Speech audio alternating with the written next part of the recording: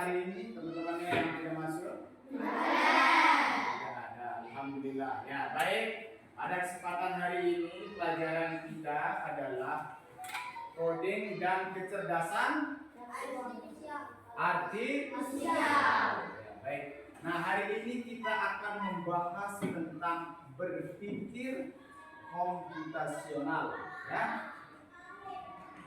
Berpikir komputasional. Adapun tujuan pembelajaran kita adalah yang pertama menjelaskan definisi berpikir komputasional serta pentingnya dalam kehidupan sehari-hari.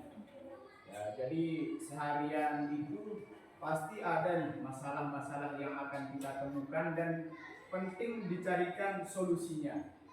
Yang kedua, menerapkan prinsip berpikir komputasional. Ya, ada 4 prinsipnya nanti yang akan kita bahas. Ada dekomposisi, ada pengenalan pola, ada apa juga? Abstraksi, kemudian ada algoritma. Oke teman-teman. Nah, pernahkah teman-teman melihat orang melakukan persiapan pesta ulang tahun atau pesta pernikahan? Apakah ada hal-hal yang perlu disiapkan dalam pelaksanaan kegiatan tersebut? Nah, kira-kira apa ya? Apa? Kalau pesta ulang tahun? Ya, pesta ulang tahun lah ya. Kalau pesta perkawinan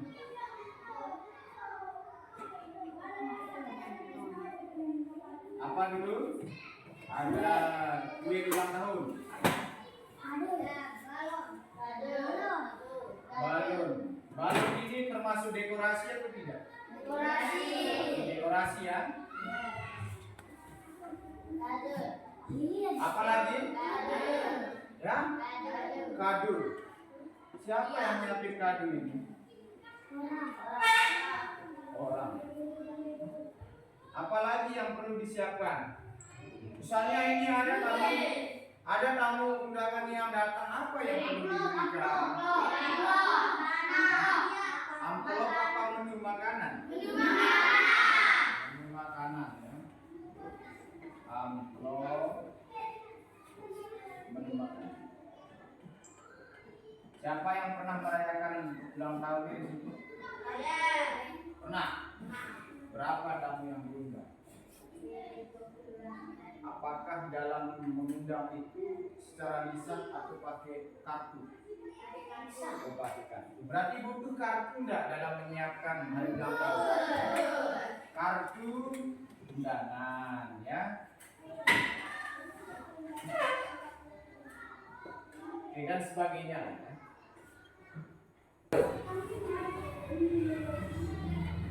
Nah, apa sih berpikir komputasional itu?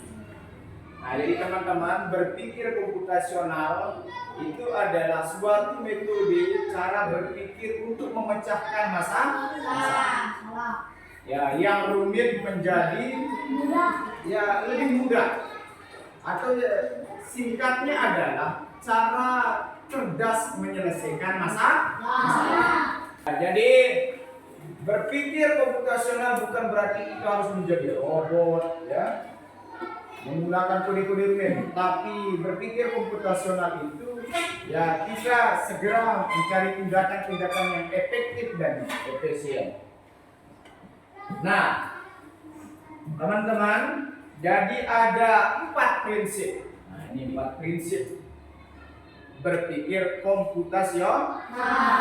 Yang pertama namanya dekomposisi, yang kedua yang ketiga abstraksi, dan yang keempat algoritma. Nah, yang keempat ini mesti ada dalam berpikir komputasional. Nah, apa tujuannya? Agar masalah yang tidak terlihat, menakutkan dan bisa diselesaikan satu persatu. Jadi orang pegawai kelihatannya besar, ya besar. Jadi kalau tidak dibantu, siapa yang inan nasinya, siapa yang inan jangannya, siapa yang seksi dekorasinya, siapa yang apa lagi? Yang bau AS-nya kan? Siapa yang meronas piringnya. Jadi itu penting disiapkan sehingga masalah yang tadi besar itu bisa menjadi. Nah, contohnya di sini adalah kita akan membuat nasi goreng. Contoh, ya, membuat nasi goreng. Apa saja yang perlu disiapkan dalam membuat nasi goreng? Pertama, menyiapkan bahan nasi. Apa bahannya? Nasi, bumbu, telur. Ya, lain-lain itu ada. Misalnya mau ditambah sosis kah? Yang kedua, setelah kita menyiapkan bahannya, kita juga mengiris bumbunya. Mungkin cabai kah, bawang, dan bumbu-bumbu yang lain. Kemudian yang kita goreng dulu nasinya apa? Telur. Menumis bumbu, kemudian mencampur semuanya menjadi satu. Inilah namanya dekomposisi. Yang kedua, apa? Pengenalan pola. Apa pengenalan pola? Mengidentifikasi kesamaan atau pola dalam berbagai permasalahan untuk menemukan solusi. Apa tujuannya? Membuat solusi menjadi lebih efisien. Jika kita menemukan pola, kita bisa menyelesaikan masalah serupa dengan cara yang sama. Nah, tadi contohnya misalnya pada pembuatan nasi goreng. Pada pembuatan nasi goreng, pasti kita menemukan pola-pola yang sama. Manakala kita membuat masakan yang serupa, misalnya dalam membuat kacang. Apa kira-kira yang sama? Bisa menumis langkahnya menumis bumbu, terus masukkan bumbu, aduk. Kira-kira membuat nasi goreng perlu diaduk atau tidak? Membuat capcay perlu diaduk atau tidak? Nah, inilah yang dinamakan pengenalan pola. Artinya ada pola yang sama. Nah, abstraksi. Apa abstraksi? Dengan informasi yang jelas dalam hal yang lain yang menyelesaikan masalah. Ya, jadi abstraksi itu adalah bagaimana kita menyaring informasi yang relevan. Mana informasi yang penting yang sesuai dengan kebutuhan dari masalah tersebut dan mana yang tidak penting. Jadi mana yang penting dan tidak penting. Misalnya, ini kan tujuannya agar kita tidak bingung dengan informasi yang terlalu banyak dan bisa fokus pada inti masalah. Contoh, ya bisa dilihat gambar di depan ini. Contohnya apa? Naik sepeda. Mana informasi yang penting? Kita fokus pada apa? Mengayuh sepeda. Apalagi menjaga keseimbangan. Yang tidak penting itu adalah jangan kemudian kita berpikir apa? Berapa kali rodanya berputar? Tidak perlu dipikirkan lah. Berapa kali rodanya diputar sambil kita misalnya pejamkan mata. Yang ada nanti kita tidak seimbang, malah nanti kita nabrak yang listrik. Atau jangan-jangan kita jatuh di sawah. Atau jangan pikir berapa kali nih gearnya berputar. Jangan dipikirkan. Itulah namanya abstraksi. Makanya kemudian berpikir komputasional itu mengajak kita berpikir cerdas. Hal-hal yang tidak penting jangan dipikir. Contoh dalam belajar ke sekolah. Kita belajar ke sekolah. Hal yang penting adalah belajar, menghormati guru, menjaga kebersihan. Ya. Yang hal-hal yang tidak penting adalah saling apalagi saling Ini hal-hal yang tidak penting jangan sampai melekat. Jadi, kita lanjut yang keempat. Apa yang keempat? Algoritma. Apa algoritma?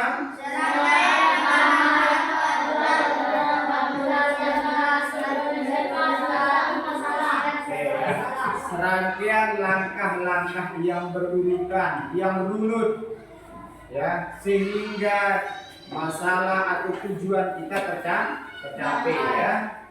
Jadi ciri-ciri algoritma itu urutannya jelas. Nah ini ya, urutannya jelas.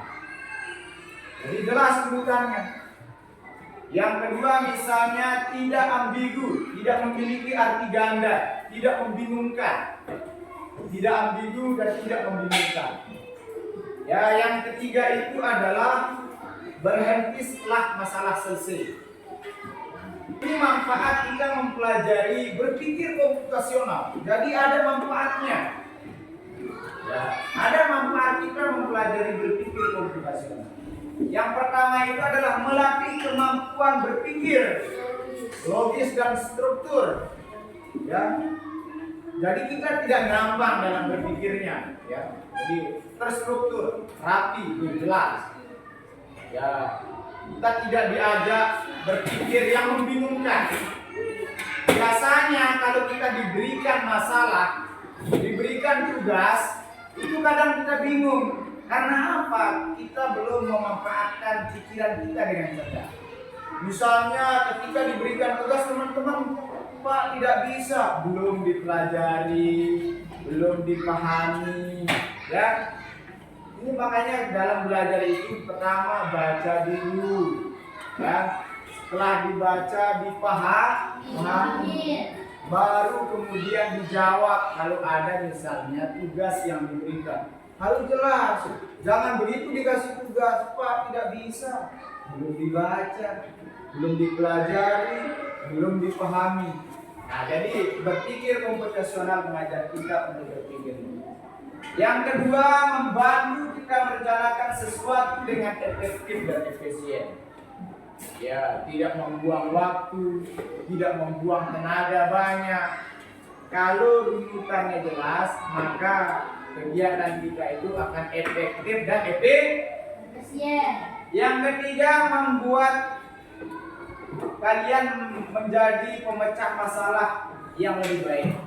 Jadi kalau ada masalah-masalah, ya misalnya masalah teman, masalah keluarga, kita diajak ini bagaimana cara memecahkan masalah. Itu boleh berdiri ya. Kita ice breaking.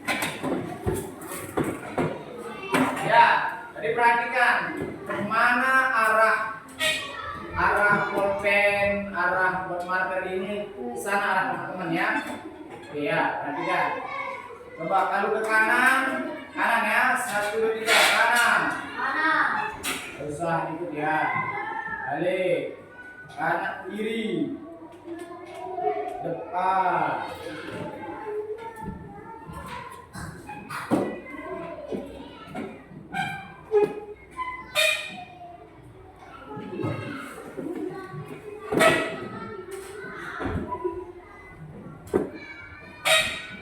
Iya. Oke, cepetan juga.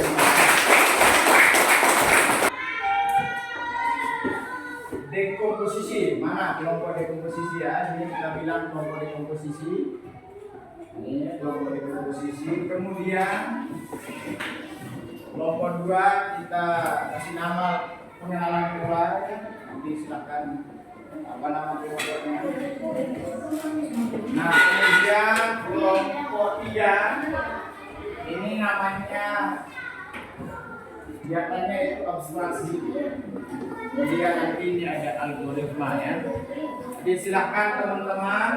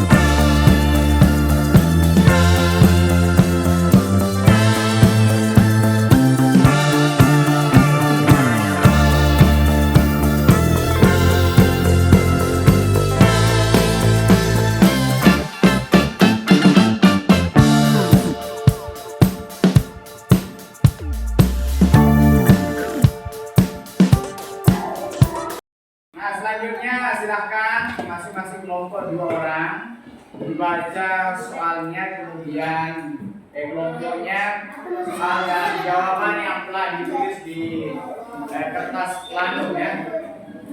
Ya, yang di posisi dulu 2 orang. Ya, silakan maju ya. Ya, sebut nama kelompoknya, kemudian dibaca soalnya dan angka-angkanya. Salam. Yang lain silakan perhatikan namanya. Waalaikumsalam warahmatullahi wabarakatuh. Siti membuat rujak untuk teman-temannya. Ia menyiapkan beberapa bahan: mangga muda, buah, nanas, cabai, garam, gula merah, dan kacang tanah. Namun tentang langkah yang benar. Bantulah Siti dengan menjawab pertanyaan berikut. Tuliskan 3 hal utama yang perlu Siti lakukan agar membuat rujak dari awal sampai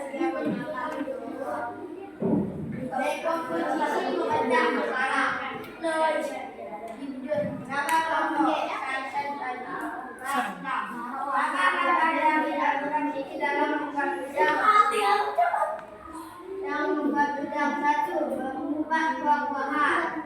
2. Membuat pembumbu rujak. 3. Memotong buah-buahan. 4. Mengaduk susu dan buah-buahan. Nah, baik ya, tepuk dahsyat. 1. Tuliskan 4 angka berikutnya dari proyek tersebut. 2. Tuliskan kode warna baju seragam sekolah di sekolah kalian. 3. Bagi penjelas Azam, mungkin lebih besar lagi suaranya Azam. Ya, dari permintaan yang pertama Azam. Ya. 1. 10, 12, 14, 16. 2. Senin, merah putih. Selasa, merah putih. Rabu, hitam putih. Kamis, Adam. Jumat, batik. Sabtu, pramuka. Oke, baik ya. Nah, jadi ini pengenalan pola. Jadi yang dijelaskan temannya tadi itu adalah terkait untuk angka genap ya. Angka genap. Angka genap setelah huruf berapa itu? Setelah huruf 2, 4, 6, 8. Tadi temennya ada 10, ada berapa lagi ya? 12, 14, 16. Kemudian ada pola seragam setiap minggunya. Senin, merah putih, dan oke, kita kasih tepuk mantap.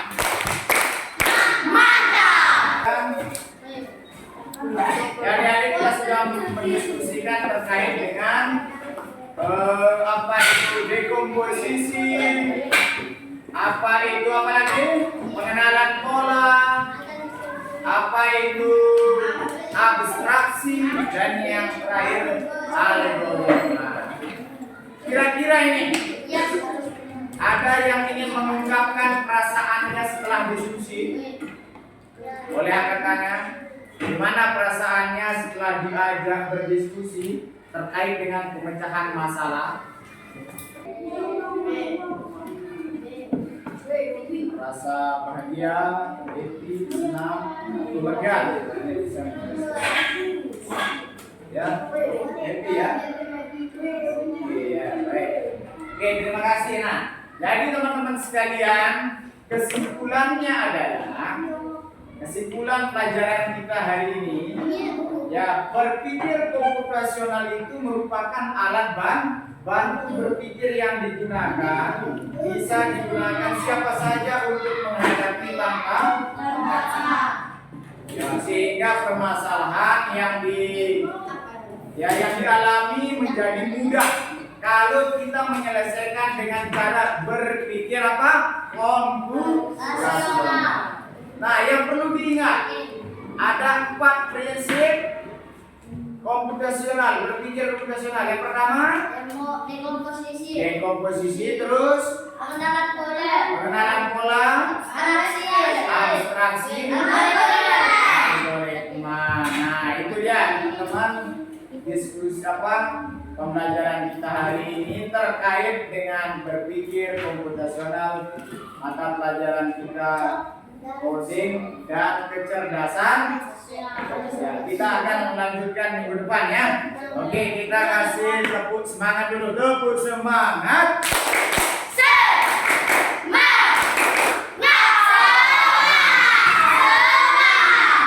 Oke, terima kasih teman-teman sekalian. Ya, ada anakku sekalian. Assalamualaikum warahmatullahi wabarakatuh.